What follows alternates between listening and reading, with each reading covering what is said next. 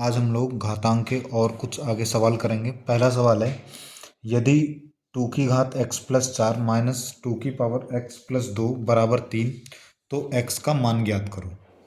तो ये कैसे किया जाए?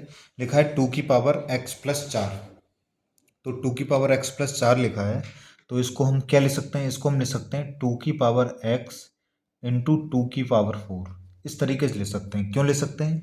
आधार एक जैसे हैं, घातें जुड़ जाएंगे तो वो एक्स प्लस 4 ही आ जाएगा, टू की पावर एक्स प्लस 4 ही आ जाएगा। माइनस इसको हम क्या लिख सकते हैं? इसको हम लिख सकते हैं टू की पावर एक्स इंटू टू की पावर 2। ठीक है, आधार एक जैसे हैं तो घातें जुड़ जाएंगी, वही फिर से आ जाएगा। और बराबर हमारा क्या चल रहा है? बराबर 3 चल रहा है। ठीक है, अब इतने में देखो, इतने में क्या कॉमन है? इतने में हमारा टू की पावर एक्स यहाँ भी है, टू की पावर एक्स यहाँ भी, तो टू की पावर एक्स ले लो कॉमन। ब्रैकेट में क्या बचेगा? टू की पावर 4। टू की पावर 4 का मतलब कितना? 16 माइनस टू की पावर एक्स कॉमन हो गया, इधर बचा टू की पावर 2। टू की पावर 2 का मतलब कितना हो गया? 4।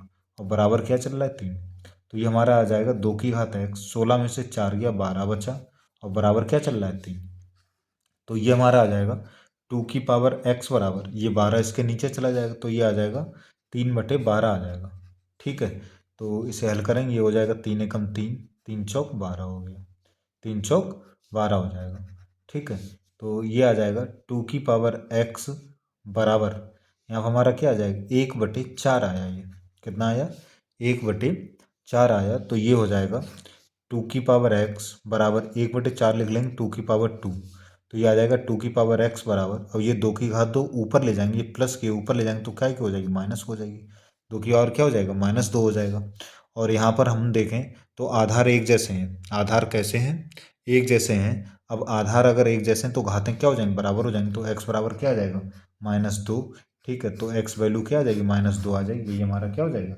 ये हमारा आंसर हो जाएगा। ठीक है, अगला क्वेश्चन देखें। ये लिखा है, यदि टू की power x minus one plus two की पावर एक्स प्लस वन बराबर 320 तो एक्स का मान ज्ञात करो। ये कैसे किया? ये भी ऐसे ही करेंगे। देखो, टू की पावर एक्स माइनस वन है तो हम इसको लिख सकते हैं टू की पावर एक्स इंटू टू की पावर -1। आधार एक जैसे हैं, घातें जोड़ेंगे फिर से वही आ जाएगा। प्लस यहाँ पर टू की पावर एक्स इंटू हम लिख सकते हैं टू की पावर कितना लिख सकते हैं? 1 लिख सकते हैं। ठीक है, और ये आधार एक जैसे हैं, आधार एक जैसे हैं तो यहाँ क्या होगा? घातें जोड़ेंगे फिर से वही आ जाए। बराबर क्या चल रहा है हमारा? 320 चल रहा है। तो इतने में देखें 2 की पावर एक्स हमारी हो गई कॉमन। ठीक है, तो क्या बचा? 2 की पावर -1, उसको हम लिख सकते हैं 1/2 लिख सकते हैं, प्लस 2 की पावर एक्स कॉमन है और यहाँ क्या बचा? 2 बराबर क्या चल रहा है? 320। तो ये हल करेंगे 2 की पावर एक्स मल्टीप्लाई, यहाँ पे इसे हल करेंगे 2 दूनी 4 1 कितना हो जाएगा? 5/2 हो जाएगा, और बराबर क्या चल रहा है? 320 चल रहा है। तो 5 से इधर काट लेंगे, ये आ जाएगा 5 छक्का 30 और 5 चौक 20, 64 आ गया। और ये 2 से इधर गुणा हो जाएगी तो ये आ जाएगा टू की पावर एक्स बराबर, 64 और 2 की गुणा करेंगे तो हो जाएगी 128।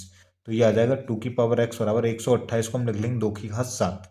अब यहाँ पर देखो आधार एक जैसे हो गए, आधार एक जैसे हैं, सही है, तो घातें बराबर हो जाएंगे तो एक्स बराबर कितना आ गया? 7। ये हमारा क्या हो जाएगा? आंसर हो जाएगा। ठीक है, अगला क्वेश्चन देखें। सामने लिखा है टू की पावर n प्लस 4 लिखा है, तो इसको हम क्या लिख सकते हैं? इसको हम लिख सकते हैं टू की पावर n इंटू टू की पावर 4। आधार है, घातें जोड़ें फिर से वही आ जाएगा, -2 इंटू टू की पावर n ऐसे ही रहा, अपॉन क्या है? 2 इंटू टू की पावर n प्लस 3, तो इसको हम लिख सकते हैं टू की पावर n इंटू टू की पावर 3। आधार है, घातें जोड़ें फिर से वही आ जाएगा, और 2 की घात -3, इसको हम लिख सकते हैं 1/2 की घात 3। इस तरीके से लिख सकते हैं। ठीक है, अब इसमें आगे हम लोग देखें ध्यान से, तो इसमें ऊपर हमारा टू की पावर n कॉमन है, तो टू की पावर n जो है वो क्या है? कॉमन है, तो बचेगा क्या? टू की पावर 4 माइनस क्या बचा? 2। ठीक है, और नीचे अपना क्या चल रहा है? 2 इंटू टू की पावर n इंटू टू की पावर 3, और इधर प्लस 1/2 की पावर 3 का मतलब क्या हो जाएगा? 8 हो जाएगा। टू की पावर n से टू की पावर n कैंसिल हो गया। ऊपर क्या आया? 2 की घात 4 मतलब 16 हो गया, और 16 में से 2 जाएगा, कितना बचा? 14 बच गया। नीचे अपना क्या है? 2 गुणा 2 की घात 3 का मतलब कितना हो गया? 8 प्लस 1/8।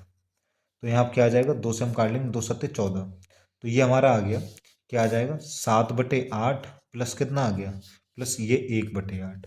अब यहाँ पे क्या होगा? आधार एक जैसे, नीचे हर जो हैं वो एक जैसे हैं तो ये जुड़ जाएगा, 7 1 कितना हो गया? 8/8। 8 से 8 भाग करेंगे, कितना आंसर आ जाएगा? एक हमारा आंसर आ जाएगा। ठीक है, अगला क्वेश्चन देखें। ये देखो ध्यान से, टू की पावर कितनी है? टू की पावर है टू की पावर -2। तो कितना आ जाएगा, 2 ऐसे ही रहा। और ये 2 की पावर -2 है, इसको अगर हल करेंगे तो ये क्या आ जाएगा, ये आ जाएगा 1/2 आ जाएगा। ये हम हल करेंगे, ये घात ऊपर घात नहीं लगी, घात इनके हम गुणा नहीं कर सकते हैं। ये 2 की पावर -2, इसको हल करेंगे तो 1/2 हो जाएगा, और 1/2 का मतलब कितना हो गया, 1/4।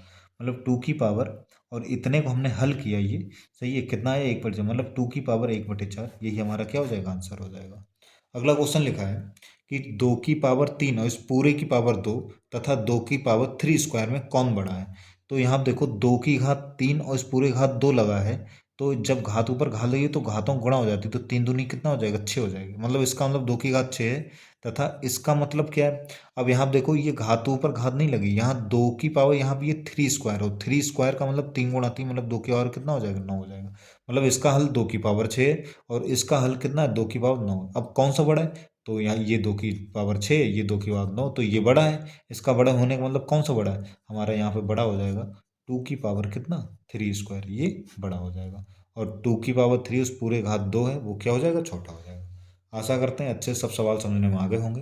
धन्यवाद।